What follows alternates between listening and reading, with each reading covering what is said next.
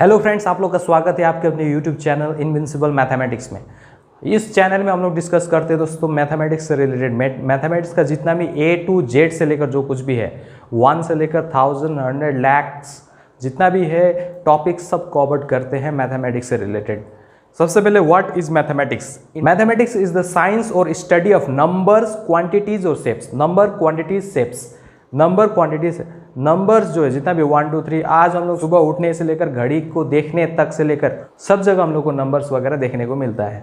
हमारा उठने से लेकर रात के सोने तक, चाहे वो पैसे में भी 1 2 3, 100 रुपये, 200 रुपये, 50 रुपये ऐसे रहते हैं, उसमें भी नंबर्स है। घड़ी के कांटों में भी नंबर्स है। कैलेंडर में देखे तो नंबर्स है। अपनी उंगलियों को देखे तो उंगलियों को भी हम काउंट करने के लिए यूज करते रहते हैं, इसमें भी नंबर्स है। क्वांटिटीज भी हमारे लाइफ में अभिन्न रूप से जुड़ा हुआ है दोस्तों। जो भी क्वांटिटीज़ है, चाहे वो 100 ग्राम, 10 ग्राम, हम लोग कुछ भी चीज़ खरीदते हैं वह उसमें भी क्वांटिटी है। कितना ईंट लाया घर बनाने के लिए, कितना ईंट खर्च हुआ, कितना सीमेंट की ज़रूरत है, कितना जेली लगेगा, ये सारा चीज़ें हम लोग को कैलकुलेट करने पड़ते हैं। वो क्वांटिटीज़ मीटर में, कभी कभी किलोग्राम में, कभी ग्राम में, ये सब हम लोग यूज़ करते रहते हैं। ये सारी क्वांटिटीज़ है। और शेप्स की बात करें तो जैसे कि आप फुटबॉल को ऐसे शेप का होगा, स्फेयर गोलक शेप का होगा, फिर ब्रिक्स यानी कि ईंटे के ऐसे शेप्स का होगा, रेक्टेंगुलर आयतकार शेप का होता है। मतलब क्वांटिटीज, नंबर, शेप्स, ये तीनों चीज़ें हमारे लाइफ के साथ अभिन्न रूप से जुड़ा हुआ है। यानी मैथमेटिक्स हमारे डेली लाइफ का एक अभिन्न पार्ट है। It's not a boring subject friends, if you try to understand it's a very interesting topic which you should know, which you want to know. Maths को सबसे पहले कठिन विषय माना जाता है, लेकिन ये कठिन विषय नहीं है दोस्तों। ये बहुत ही इंटरेस्टिंग और बहुत ही इजी सब्जेक्ट्स है। अगर इसको अंडरस्टैंड किया जाए, अगर इसको समझा जाए, फॉर्मूला लगाना है और मैथ्स बनाना है। लेकिन मैथ्स के लिए सबसे पहले ज़रूरी बात जो है वो है प्रैक्टिस। जब तक आप प्रैक्टिस नहीं करेंगे मैथमेटिक्स में, तब तक आप मैथ्स में परफेक्शनिस्ट, मैथ्स में आउटस्टैंडिंग, मैथ्स में एक्सीलेंट नहीं बन सकते। क्योंकि प्रैक्टिस के बारे में चांदनी चौक टू चाइना में क्या बोला है? एक मूवी है, मुझे तुम्हारे उस 10,000 मूव से खतरा नहीं है जो तुमने एक बार प्रैक्टिस की है, मुझे तुम्हारे उस एक मूव से खतरा है जो तुमने 10,000 बार प्रैक्टिस की है। प्रैक्टिस का कोई जोड़ हिसाब नहीं है। मैथ्स कठिन सब्जेक्ट होने के कारण बहुत सारे स्टूडेंट क्या होते हैं कि इसको बहुत ही डरावने रूप से लेते हैं और इसका कुछ नाम फुल फॉर्म भी चेंज कर दिया। MATHS, मैथ्स का बना दिया है मेरी आत्मा तुम्हें हमेशा सताएगी। अरे ये क्या है भाई? लेटर सब चेंज करते हैं। अब है मैथ्स आने से ही तो होंगे सफल। हाँ, मैथ्स आने से ही तो होंगे सफल। साइंस एंड टेक्नोलॉजी का जितना भी चीज़ें हम लोग देखते हैं, चाहे मोबाइल हो, गैजेट हो, कंप्यूटर हो, लैपटॉप हो, CCTV, इलेक्ट्रॉनिक गैजेट से लेकर जितने भी सॉफ्टवेयर है, उनका बेस जो है, मेन रूट है, वो रूट है मैथमेटिक्स। साइंस है अगर फ्रूट्स, तो मैथमेटिक्स है उसका रूट्स। दोस्तों, क्या आपने कभी मैथमेटिक्स के इतिहास, मैथमेटिक्स के हिस्ट्री को जानने की, समझने की कोशिश की? मैथमेटिक्स का जो हिस्ट्री है दोस्तों, ये बहुत ही रोमांचक है। जैसे जैसे हम मानव सभ्यता को समझते गए, गणित की कहानी पीछे छूट गई। आज विज्ञान का जितना भी चीज़ें हैं, सब गणित के कंधों पर ही तो टिका है। तो इस वीडियो में दोस्तों हम लोग गणित के विषय में ही जानेंगे, मैथमेटिक्स के हिस्ट्री के बारे में जानेंगे। दोस्तों, सिर्फ विज्ञान ही नहीं, कला के कई क्षेत्र भी गणित के विश्लेषणों के बिना अधूरा है। आज जो भी हम चित्रकला, स्थापत्य कला, मूर्तिकला यानी कि स्कल्पचर या आकार और अनुपात को समझे बिना इन सब चीज़ों का रचना करना बिल्कुल ही असंभव है। तो महान गणितज्ञ पाइथागोरस ने क्या किया था कि चित्रकला यानी कि पेंटिंग और मैथमेटिक्स के बीच इनका जो क्या संबंध है, इस संबंध को पहले ही विश्लेषण कर दिया था। दोस्तों, जब हम लोग हिस्ट्री को समझने की कोशिश करते हैं, हिस्ट्री को समझने से पहले हम लोग को मालूम होना चाहिए कि हिस्ट्री में जो कुछ भी हम लोग को कन्फ्यूजन करती है वो है टाइमलाइन, टाइम का समय काल जो हम लोग को परेशान करती है। जैसे ईसा पूर्व है किसी में ईस्वी है, किसी में BC है, किसी में BE है, किसी में CE है, किसी में AD है। ये सारा चीज़ हम लोग को कन्फ्यूजन करती है। ये सारा कन्फ्यूजन का आज रामबाण इलाज आप लोग को, रामबाण औषधि आप लोगों को बताता हूँ। दोस्तों, आप लोगों ने सेंचुरी के बारे में सुना होगा, शताब्दी। सेंचुरी, शताब्दी या सदी, ये तीनों चीज़ एक ही है। तो सेंचुरी मतलब जैसे सचिन ने सेंचुरी बना दी, मतलब 100 रन पार कर दिया, मतलब 100 का आंकड़ा जहाँ होगा वहाँ शताब्दी या सेंचुरी जरूर होगा। सेंचुरी मतलब 100, मतलब 100 वर्ष में एक शताब्दी होती है। 100 वर्ष में एक शताब्दी। दशक जो होते हैं, दशक को याद रखिए, दशक हिंदी में दशक कहते हैं। दशक मतलब 10 वर्ष का एक दशक होता है, ठीक है। तो जैसे कि अभी टाइम है 2021 या 2022 आप कह सकते हैं। 2021 है, तो 2021 से हम लोग बैक जाते हैं तो 2000 से जब 2001, 2002 ऐसे स्टार्ट हुआ, वो उससे 21st सेंचुरी यानी कि 21वीं शताब्दी वहाँ से शुरू हुई। 2000 को क्रॉस करते ही 2000 से 2001 ऐसे करके आगे बढ़ते ही 21st सेंचुरी। उसी तरह बैक जाते हैं तो 1900 आता है। 1900 से जैसे 1901 1900 टू ऐसी इसको थी 20वीं शताब्दी। 20वीं शताब्दी मतलब 2000 की तरफ बढ़ रहा है तो वो 20वीं शताब्दी है। उसी प्रकार से बेग जाते गए 1900 साल भी था, फिर बेग जाएंगे तो 1800 साल भी था, फिर बेग जाएंगे तो 1700 साल भी था। उसी तरह बेग जाते जाते जाते पीछे जाएंगे तो आप लोगों को 100 सिर्फ मिलेगा। लेकिन पहली शताब्दी जो है वो ऐसा माना जाता है इतिहास में कि पहली शताब्दी में यीशु का जन्म हुआ था। क्रिश्चियन में जो गॉड है उनका जन्म हुआ था पहली शताब्दी में। उससे बेग जब जाएंगे तो वो ईसा पूर्व है, यीशु से जन्म से पहले। यीशु के जन्म से पहले का टाइम ईसा पूर्व और यीशु के जन्म के बाद का समय जो है वो ईस्वी में मापा जाता है। ईस्वी को हम लोग एडी यानी कि एनो डोमिनी कहते हैं, जिसका लैटिन फ्रेज का मतलब होता है in the year of our lord, हमारे प्रभु के वर्ष में। तो एडी या सीई एक ही है, ठीक है। कॉमन एरा या एनो डोमिनी, एडी का मतलब एनो डोमिनी, दोनों एक ही है। जैसे कि इतिहास हिस्ट्री में हम लोग पढ़ते हैं मगध साम्राज्य, वैदिक काल, जैन धर्म, बौद्ध धर्म, ये सब सारे चीज़ें से जो है ये ईसा से जन्म से पहले के टाइम काल में, समय काल में हुआ था। तो ये ईसा पूर्व होगा, यानी कि बीसी यानी कि बिफोर क्राइस्ट, या ईसीई भी कहते हैं, before the common era. AD या सी ए की, जैसे कि अंग्रेजों ने भारत पर शासन किया था, मुगल साम्राज्य, ये सब जो है ये ईस्वी में आती है, यानी कि यीशु के जन्म के बाद का टाइम काल में ये सब हुआ था। दोस्तों साइंटिस्टों के अनुसार क्या कहा जाता है कि जितने भी पशु पंछी है तो वो केवल 7 तक गिन सकते हैं। अब गिनती क्या, वो उनको क्या 1 2 3 आती है, वो चीज़ों को समझ सकते हैं कि अगर 2 अंडे दिए हैं घोंसले में तो वहाँ पर 2 ही कोई चीज़ होगी, लेकिन 2 चीज़ कोई तो जरूर है वहाँ पे, ऐसा उनको अवधारणा, ऐसा उनको आभास जरूर होता है। लेकिन इंसान ने कब गणितीय आकलन या गणितीय अंकों को गिनना कब शुरू किया, इसका कुछ कहा नहीं जा सकता दोस्तों। तो गणित के अंकों को अंकित करने के प्रारंभिक आकलन जो है वो बेबीलोन के सभ्यता में मिलते हैं। बेबीलोन, आज जो इराक है वही उस टाइम में प्राचीन काल में उसका नाम बेबीलोन था। तो दोस्तों उस टाइम पे बेबीलोन वाले क्या करते थे कि वो जो अंक जो है, नंबर्स जो है, उसको मिट्टी के भोजपत्रों, मिट्टी के बर्तन इत्यादि पर लिखते रहते थे। तो धरती पर मौजूद जितनी भी पुरानी, सबसे पुरानी कृतियों में जैसे कि मिस्र के पिरामिड है, मिस्र जो जगह है वो साउथ अफ्रीका, तो आप लोगों ने सुना होगा, नॉर्थ अफ्रीका जो जगह है वहाँ पर एक सभ्यता थी बहुत टाइम पहले जिसको मिस्र कहा जाता था, यानी कि इंग्लिश में इजिप्ट। तो मिस्र के सभ्यता में जो पिरामिड बना है, पिरामिड का स्ट्रक्चर को देख के आप ध्यान से देखेंगे तो वहाँ पर एंगल वेंगल जो इतना सटीकता से बनाया गया है कि आश्चर्यचकित है। आज के इंजीनियर्स को भी इतने सटीकता से इसको बना पाना एक चुनौती है, एक चैलेंज है। तो इससे हम लोग को पता चलता है कि ज्यामिति का विकास जो है वो बहुत पहले ही मानव सभ्यता में इसकी शुरुआत हो चुकी थी, यानी कि इंसान ज्यामिति पहले से ही जानता था। और दोस्तों ये जो स्ट्रक्चर है ना, ये स्ट्रक्चर जो मिस्र के पिरामिड का जो स्ट्रक्चर है, इसको बनाने के लिए ज्यामिति का प्रयोग हुआ है। तो ज्यामिति में भी कौन सा थ्योरम इसमें, प्रमेय जिसमें प्रयोग हुआ है, तो वो है पाइथागोरस के प्रमेय। जो यूनानी गणितज्ञ पाइथागोरस है उनके प्रमेय का ये व्यावहारिक प्रैक्टिकल एग्जाम्पल ये मिस्र के पिरामिड है। तो दोस्तों मैथ्स की कहानी को आगे बढ़ाते हुए अब चलते हैं दूसरे पड़ाव की ओर, चाइना देश में चलते हैं, चीन में। दोस्तों चीन की बात हो और ग्रेट वॉल ऑफ चाइना का जिक्र न हो, ऐसा हो नहीं सकता। तो ग्रेट वॉल ऑफ चाइना, जिसको इतना मजबूती और इतना सटीक तरीके से बनाया गया है कि पृथ्वी के अंतरिक्ष से भी इसका दृश्य देखा जा सकता है। ये बहुत ही ज़्यादा एडवांस इंजीनियरिंग लगाई गई है इसको बनाने के लिए, क्योंकि वैसे तो रास्ते बहुत ही टेढ़े मेढ़े हैं, बड़ी बड़ी खाई है वहाँ पे।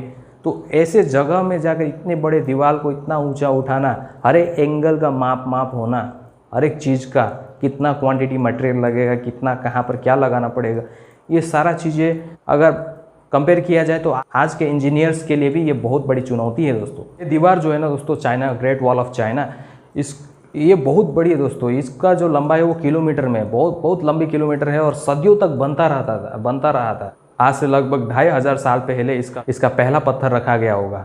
तो इस चीन के दीवार को बनने के लिए मानवीय श्रम के साथ गणित के सिद्धांतों और गणित का जो भी नियम है उसका भी बहुत बड़ा योगदान है दोस्तों।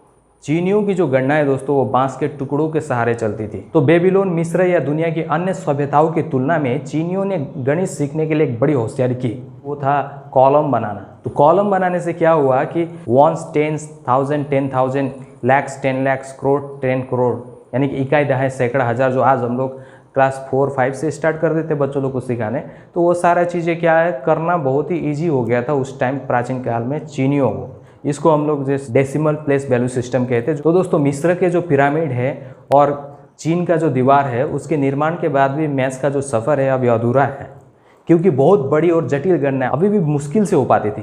तो ये सब बड़ी गणनाएं करने के लिए चीनियों को चित्र का सहारा लेना पड़ता था। मतलब तो दुनिया की जितनी भी सभ्यता हो, चाहे मेसोपोटामिया हो, चाहे मिस्र हो, चाहे बेबीलोन की सभ्यता हो, चाहे चीन वाले हो, सभी के क्या कर रहे थे, हाथ पैरों के सहायता से नाप जोख कर रहे थे। ये सब बड़ी बड़ी जटिल संख्या होगा, कोई मिट्टी, कोई पत्थर, कोई बांस के टुकड़ों को सहारे नाप जोख करने की कोशिश कर रहे थे, मापने की कोशिश करते थे। लेकिन दोस्तों गणित के सफ़र का सबसे महानतम मोड़ आया किस में जानते हैं? हमारे देश भारत में। जिससे क्या हुआ कि गणित की दुनिया और दुनिया की गणित को बदल कर रख दिया पूरी तरीके से। तो दोस्तों 1 से 9 तक की जो संख्या है, ये सारी संख्याएं बेबीलोन और चीन वाले समझते थे, लेकिन भारत ने उसको लिखना और आसान बना दिया। तो कहानी का असली ट्विस्ट ये था कि दोस्तों इंसान 10, दहाई, सैकड़े आदि को जानता तो था, लेकिन लिखना अभी तक वो सीखा नहीं था उस टाइम। तो सबसे पहले लिखना शुरू किया भारत ने। तो 1 से 9 तक तो गिनती सभी जानते थे, लेकिन 0 बना दिया भारत ने उस टाइम। पूरा उस समय जो चीन, बेबीलोन, मिस्र, मेसोपोटामिया, ये सभ्यता के जो लोग थे वहाँ पर गणित के लिए वो 1 से 9 तक की गिनती तो ये लोग आती थी, लेकिन अब 0 उनको मालूम था कि इसका ये खाली जो है खाली छोड़ देते थे। 0 को कैसे लिखना चाहिए उनको आइडिया नहीं हो रहा था, क्या लिखना चाहिए। कभी जगह पॉइंट लिख के छोड़ देते थे, कभी क्या चित्र जैसा बना के छोड़ देते थे वो लोग 0 की जगह। इंडियंस ने उसे 10वें अंक का दर्जा दिया 0 को। तो जब भारत इंडिया ने दुनिया को 0 नंबर दिया, तो गणित की जो दुनिया ही बदल गई, विज्ञान के सारे क्षेत्र भी बदलने लगे, क्योंकि बड़ी से बड़ी गणनाएं बड़ी आसानी से जोड़िए घटाए जाने लगे। और दोस्तों शून्य का आविष्कार करना जो है ना, भारत के लिए थोड़ा ईजी भी था शायद, क्योंकि इंडियन फिलोसफी, इंडिया के धार्मिक ग्रंथों में ऐसा कहा गया कि इस सृष्टि की उत्पत्ति शून्य से हुई है और अंत में शून्य में विलीन हो जाती है। तो शून्य का जिक्र ये धार्मिक ग्रंथों में, फिलोसफी में पहले से ही मिलते रहते थे, जिस कारण से उन्हें शून्य का आविष्कार करना ईजी था। तो जब इसका जो 0 को एक नंबर के रूप में लिखा और उसको क्या नाम देना चाहा, तो नाम जो पहले से तैयार था धार्मिक ग्रंथों में वो था शून्य, तो उसको नाम शून्य दे दिया। और शून्य का मतलब ये है कि कुछ भी नहीं, नथिंग। 7वीं सदी के भारतीय दार्शनिक मशहूर गणितज्ञ ब्रह्मगुप्त ने जो गणना का गिनती करने का जो तरीका बताया था वो था 1 + 1 मल्टीप्लाइड बाय 0 = 0, लेकिन 1 इज डिवाइडेड बाय 0 = कितना होगा, इसका उत्तर ब्रह्मगुप्त नहीं दे पाए। इस प्रश्न का उत्तर जो नहीं दे पाए कि किसी संख्या को 0 से भाग देने पर क्या होगा। फिर इस प्रश्न का उत्तर दिया 12वीं सदी के गणितज्ञ भास्कर ने। भास्कर ने क्या बताया? भास्कर ने ये बताया कि दोस्तों किसी भी संख्या को 0 से भाग देने पर उसका भागफल प्राप्त होगा अनंत, यानी कि इनफाइनाइट, यानी कि अंतहीन, जिसका अंत ही नहीं है। और ये जो कल्पना भी है दोस्तों, ये भी हिंदू धार्मिक दर्शन का ही कुछ एक पार्ट था, जिसमें कहीं कहीं पर ईश्वर के स्वरूप को अनंत बताया गया है हिंदू धार्मिक दर्शन में। हालांकि आजकल दोस्तों किसी भी अंक संख्या को 0 से डिवाइड करने पर आजकल ये माना जाता है कि ये अनंत नहीं, इनफाइनाइट नहीं, बल्कि अपरिभाषित, अनडिफाइंड माना जाता है। तो अनंत या इनफाइनाइट के कॉन्सेप्ट को मैं आप लोगों को समझा देता हूँ। जैसे कि एक फल, एक सेब है, उसको एक बार मारेंगे तो 2 टुकड़ा होगा, फिर एक बार मारेंगे तो फिर 4 टुकड़ा, फिर एक बार मारेंगे तो 8 टुकड़ा, फिर 8 से 16, 16 से 32, ऐसे 32 से 64, ऐसे करके टुकड़े होते जाएंगे। तो अंत में क्या होगा, ऐसा टुकड़ा आएगा जब काटेंगे तो उसका अनंत हो जाएगा, मतलब शून्य हो जाएगा। इतने छोटे टुकड़े हो जाएंगे उसके कि हम लोग उसको काउंट भी नहीं कर सकते। तो दोस्तों गणित के क्षेत्र में भारत का अन्य योगदान भी है। ये भारत के गणितज्ञ इस बात को समझ पाए कि नंबर जो है ये अनंत है, ये घटता भी है, बढ़ता भी है और नेगेटिव में भी चला जाता है। इसलिए उसने भारतीय मैथमेटिशियन ने ही नेगेटिव नंबर का सिद्धांत दिया था कि नेगेटिव नंबर होती है। तो मैथमेटिक्स के क्षेत्र में ये बात साबित होती है कि भारत जो है वो तब के यूरोप व बेबीलोन या चीन, ये सब देशों से कहीं ज़्यादा आगे था। अब जो दोस्तों समीकरण होते हैं, इक्वेशन मतलब क्या, इक्वल, दोनों तरफ बैलेंस बनाना, क्योंकि इक्वेशन जो है समीकरणों का इस्तेमाल कर रहे थे। चीन की जो सभ्यता थी, मिस्र, बेबीलोन, यूनान, ये लोग कर रहे थे, मतलब अपने अपने तरीके से वो लोग ये चीज़ों का, समीकरणों का इस्तेमाल कर रहे थे। तो दोस्तों अब गणित के सबसे जटिल शाखा के बारे में जानते हैं, जो है ट्रिग्नोमेट्री, त्रिकोणमिति, जिसका श्रेय भी भारतीय गणितज्ञों को ही जाता है। तो महीने में 2 बार जब चांद आधा हो जाता है, उस दिन धरती, सूरज व चांद के बीच एक परफेक्ट राइट एंगल बनता है, यानी कि एक समकोण बनता है। तो उस समय भारतीय गणितज्ञों ने गौर किया कि धरती और सूरज के बीच जो कोण बनता है वो 1 डिग्री का 7वां हिस्सा है। और त्रिकोणमिति के sine function, sine theta cos theta बोलते हैं ना, वो वाला साइन फंक्शन जिसमें परपेंडिकुलर अपन हाइपोटेनियस होती है, तो उस साइन फंक्शन से पता चलती है कि 1 डिग्री के 7वें हिस्से का मतलब 1:400 है, यानी 1 का अनुपात 400। तो इसका मतलब ये है कि धरती से सूरज की दूरी है वो चांद के मुकाबले 400 गुना अधिक है। यानी कि बहुत टाइम पहले भारतीय गणितज्ञ धरती पर बैठे बैठे अंतरिक्ष को नाप रहे थे। दोस्तों, भारत के महान गणितज्ञ माधव ने ये बताया कि किसी भी संख्या को अनंत टुकड़ों में तोड़ा जा सकता है और उसमें अनंत टुकड़े जोड़े भी जा सकते हैं, यानी कि 0 और 1 के बीच में भी एक अनंत छुपा है, यह बताया गणितज्ञ माधव ने। और पाई जो है दोस्तों, पाई का मान क्या होगा, ये एक जटिल प्रश्न था उस समय, तो इसका उत्तर भी दिया भारत ने। 6ठी सदी के गणितज्ञ आर्यभट्ट, 6th सेंचुरी थी उस टाइम की बात कर रहा हूँ, आर्यभट्ट ने उस टाइम पे पाई का मान 3.1416 है यह बताया था।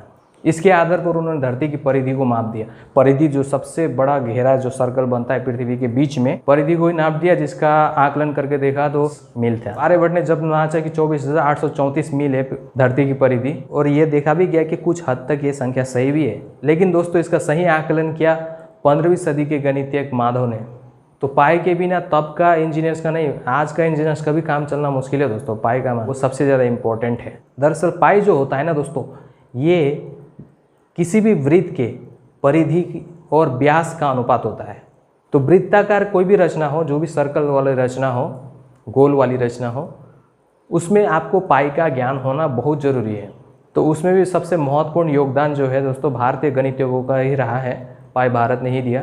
तो गणित का और एक महत्वपूर्ण विषय है अलजेब्रा, जो अरब देशों की देन है। दोस्तों, गणित भी एक तरह से विज्ञान ही है, या यूँ कहें कि विज्ञान गणित के बिना कुछ भी नहीं है। इसलिए ही एक जगह एडवर्ड कैस्नर ने कहा है, mathematics is the science which uses easy words for hard ideas.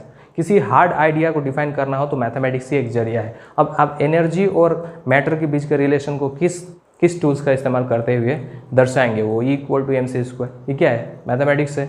अब तो दोस्तों, जो भी लोग अपने जीवन में चैलेंज को एक्सेप्ट करते हैं ना, चैलेंज उनको अच्छा लगता है ना, ये एक प्योर मैथमेटिशियन की निशानी होती है। इसलिए एंड्रू वाइल्स ने एक बार कहा है, pure mathematician just love to try unsolve problems, they love a challenge. तो जीरो जो है अनंत का कॉन्सेप्ट को दर्शाता है। एक बहुत ही रहस्य, बहुत ही मिस्ट्री छुपा हुआ है जीरो में दोस्तों। इसलिए अल्बर्ट आइंस्टाइन ने जीरो के बारे में कहा है, black holes are where God divided by zero. मतलब ऐसा जगह जहाँ पर जीरो से डिवाइड कर दिया जाए तो वहाँ पर अनंत होता है, मिस्ट्री होता है। ब्लैक होल को ऐसे बोल। दोस्तों, ब्लैक होल के बारे में थोड़ा सा बता देता हूँ। हमारे अंतरिक्ष में बहुत बड़े बड़े विशालकाय तारे हैं। वो तारे जब उनका टाइम पहुंच जाता है, वो अब ख़त्म होने की कगार में आते हैं, तो वो धीरे धीरे सिकुड़ना स्टार्ट करते हैं, और सिकुड़ते सिकुड़ते वो अपने अंदर में ही पूरी चीज़ सिकुड़ने लगती है। तो सिकुड़ते सिकुड़ते क्या होता है कि वो एक काला और गहरे चीज़ में बदल जाती है, और वो बहुत ही ज़्यादा उसका गुरुत्वाकर्षण जो ग्रेविटेशन फोर्स जो होता है पृथ्वी से हज़ारों करोड़ों लाख गुना ज़्यादा रहता है, उसका पूरा अंधकार होता है वहाँ पे। मतलब सभी चीज़ें सोख लेती है, ऐसा अट्रैक्ट कर लेती है, ग्रहों को भी खा लेती है, सब कुछ चली जाती है। इसमें कहाँ चला गया कुछ मालूम नहीं चलता है। तो प्रकाश जो होती है, लाइट, उसको भी ये खा जाती है। हमें कोई भी चीज़ क्यों दिखाई देती है? जब प्रकाश लाइट वहाँ पर चढ़ती जाती है और टकरा कर हमारे आंखों में आती है वो लाइट, तब हमें वो चीज़ दिखाई देती है। लेकिन प्रकाश को भी ये पूरे खा जाती है, पूरी अंदर चली जाती है इसका, ये ब्लैक होल।